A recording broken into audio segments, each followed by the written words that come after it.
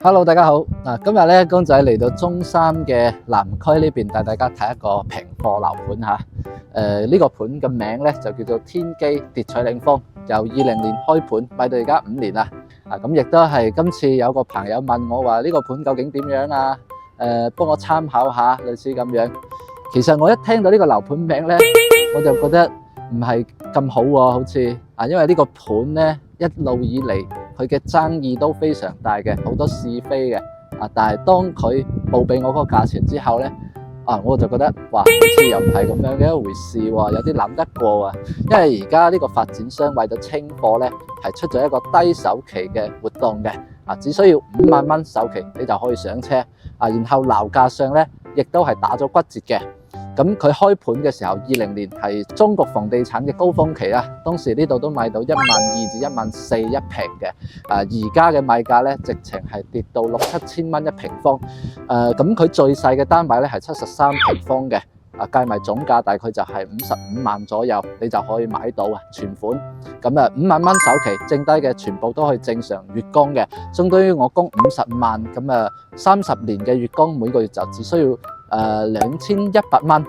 2100蚊咩概念呢？如果大家知道中山嘅城區嘅一個租價，你可以去查一查附近嘅租樓，大概90平方，每個月都要租成2000蚊左右嘅。所以可以講話租樓同埋買樓喺每個月嘅支出方面咧，基本上係一樣嘅，而且只需要攞出5萬蚊做首期就可以買啦。呢個盤嘅爭議咧，主要2個方面啦。第一個咧就係啱開盤嘅時候，其實有好多人話北面往呢個方向大概1.5公里咧，就會有一個基督教嘅一個墓場簡稱與先人為靈咁樣。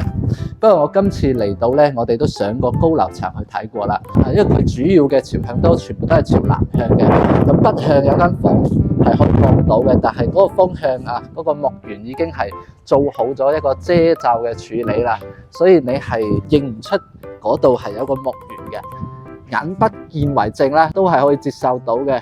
對比而家咁低嘅價錢咁第二個爭議點咧就係大家可以見到佢個外立面上面係掛滿晒橫幅嘅，咁呢啲橫幅咧有啲就寫住不起急售，有啲就業主底價直售，反正就係個個都想要賣。咁呢個係一個集體抗議嘅事件啦。其實原因有2個方面，第一自然咧就係呢啲業主當其時係1萬幾一平方買咗呢度嘅，咁而家發展商賣緊6、7千蚊，即係叫做背刺業主係嘛？咁大家見到自己嘅資產咧而家跌成咁樣，自然咧你係業主你都掛㗎。咁第二個方面就係門口出邊呢一排貼住紅色嘅瓷磚嘅，呢度係成排商鋪，咁本身呢個商鋪外圍咧係有好多臨時停車位嘅，但係因為發展商當時起呢度嘅時候，佢嘅報建嘅綠化率同而家起出嚟嘅綠化率咧出入比較大，達唔到政府嘅要求啦，所以政府係要求佢哋將啲車位咧鏟晒，重新去整翻綠化嘅。但係原先業主好地地喺出邊可以免費停車嘅，而家冇咗停車位咧，就被逼要買發展商嗰啲車庫嗰啲車位。大家做呢個抗議，其實個訴求都比較簡單嘅，就係想發展商可以將啲車位打折平啲賣俾佢哋。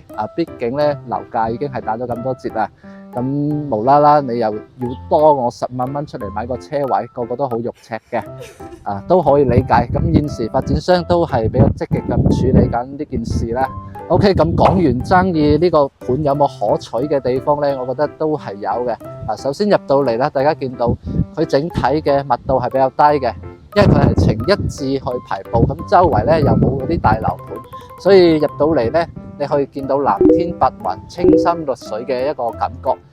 容積率係2.5，對比而家好多3.0嘅小區，呢度住嘅人咧戶數上唔會咁多嘅。咁第二個方面咧，佢嘅品質亦都係唔差嘅。因為發展商原先係預可以賣1萬幾，咁有啲利潤，所以你可以睇到無論係啲公區樓盤質量包括佢嘅消防樓梯咧，都係貼咗磚嘅。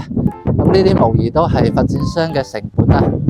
不過而家市場都冇辦法嘅，你唔降價咧真係清唔喐。總言之，佢而家降到咁低嘅價錢咧，都係有唔錯嘅性價比嘅。缺點方面咧，亦都慢慢可以俾人接受到啊。只要你價錢足夠平，加上大家見到佢個入住率咧，其實係唔低嘅，整體都有7成幾嘅入住率，證明呢幾年咧都係唔少出貨嘅。因為呢度咧屬於係城區，雖然話城南路呢邊配套上唔係咁好啊，甚至係可以講話缺乏啲嘅，但係佢始終係城區，買咗就可以入南區戶口。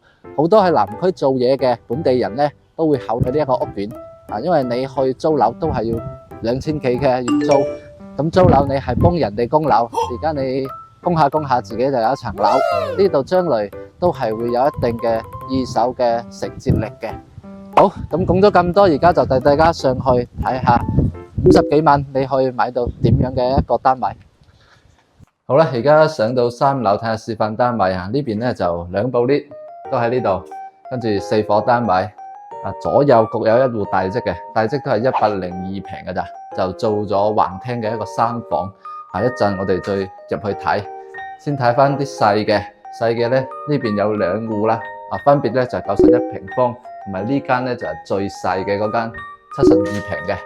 咁開頭都有同大家講過嚇，無論係邊一套單位咧，都係5萬蚊首期就上到車嘅啊。但係你供款即係越大嘅單位，供款就越多。好似我哋呢一間細積嘅咧，大概就2100嘅月供啊。隔離嗰間90幾平嘅咧，就每個月要供大概係2500左右。好，咁入到嚟，首先呢個位咧係有收納嘅，咁同時大家見到呢度有個門係嘛？一開嘅話就可以睇到一個結構連板嚇，呢個係大家到時到手咧可以改造嘅啊，即係你封起身可以做一個日戶花園咁解。廚房嘅位置就喺呢度，咁呢個廚房就比較細啦，因為得70幾平，OK，佢係擺唔到冰箱嘅，到時候個雪櫃咧就要擺出嚟啦。啊，餐客等寬嘅客廳，咁呢一套咧佢露台咧算做比較窄少少嘅，而且兩邊咧都有柱，上面有條梁啦，所以佢嘅進光面就感覺上唔係好光猛嘅嗰隻啊，但係朝向係冇問題嘅，朝南望翻文北山嘅一個山景。兩間房係排布喺呢邊嘅，啊細房咧就喺呢個方向。啲房間咧做櫃啊、擺布咪椅床係冇問題嘅，跟住中間個公廁都係做到乾濕分離。主人房係喺呢邊，稍微會大啲，咁整體都比較方正嘅。飄窗呢度咧都係有個 L 型嘅轉角嘅，所以主人房朝南向，採光都比較好嘅。嗱，咁就睇下90幾平方嗰隻。咁好似呢套單位咧，總價就係55萬。咁我哋都有張價單啊。呢度其實高樓層又好，低樓層又好，佢嘅價差都唔大啊。即係就算你樓層揀高啲，大概都係喺58萬左右。嗱，呢間就91平嘅。咁咧呢度咧，佢就已經幫你封好咗嚇，因為佢係有個即係呢啲係非交樓標準啦。大家可以選擇點樣去裝修嘅。戶型都係一個傳統樹廳啦，只不過佢呢度咧有一半即係廚房嘅位置係喺呢度。個廚房都唔算係大嘅，但係就都有預留咗擺冰箱嘅位置。整體動線都冇問題，即係比較基礎嘅一個入門級嘅戶型啊。好多樓盤咧都係大差唔差，呢隻款大家都見過好多啦嚇。咁啊睇下陽台呢度就比較開揚啲啦。佢呢邊咧係冇柱位嘅，所以個視野上咧就會更加舒服啲。成棟單位咧4個單位嚇，全部都係望南向嘅，望山景。嗱，咁有3個房間，2個洗手間，全部都排喺呢邊嘅。呢邊係公位，好似呢一套嘅單位啊，93平嘅。咁總價就會喺60萬打上嚇，最低60萬。月供咧就大概2500啦，咁就因為個首期大家都係按5萬蚊去計嘅。如果你唔想供得咁多，你可以俾多啲。好啦，咁就再睇下佢最大嘅一個面積段嚇。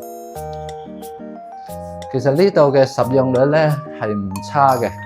因為大家睇到嗰啲戶型圖上面咧，佢都有標出嚟好多嘅贈送面積。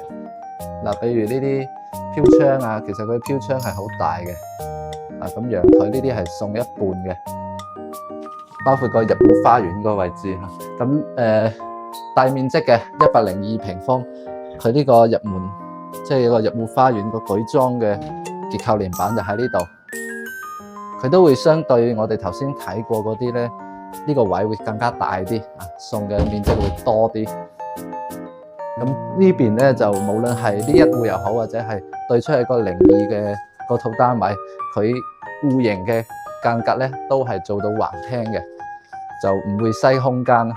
咁廚房喺呢邊，廚房有窗戶啦，同埋出到嚟呢個餐廳嘅位置都係俾咗一個取光窗。100平方其實做橫廳咧，你真係覺得都幾襟使嘅，都幾襟用嘅呢度。因為我哋示範單位做咗喺3樓啦，所以下低會有個平台。下低個平台係2樓嘅，2樓個平台而家正緊裝修。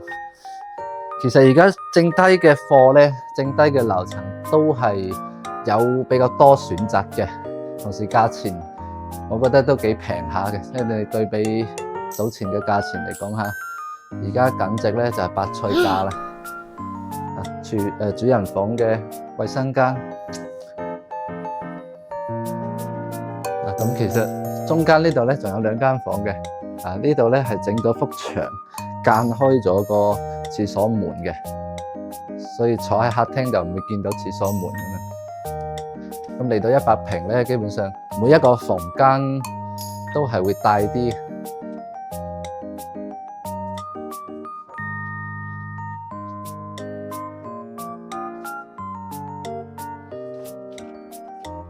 OK， 咁呢邊嘅單位咧，主要都係主打性價比同埋上車嘅。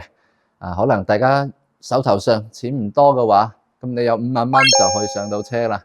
剩低嘅每個月供2000幾，我相信就冇咩壓力。而且呢度咧係中山嘅一個城區位置，所以未來如果大家有急用錢嘅地方，需要賣樓去變現嘅話，咁呢邊咧出手都係冇問題嘅。好，咁呢一期節目咧就到呢一度。大家下期再見，拜拜。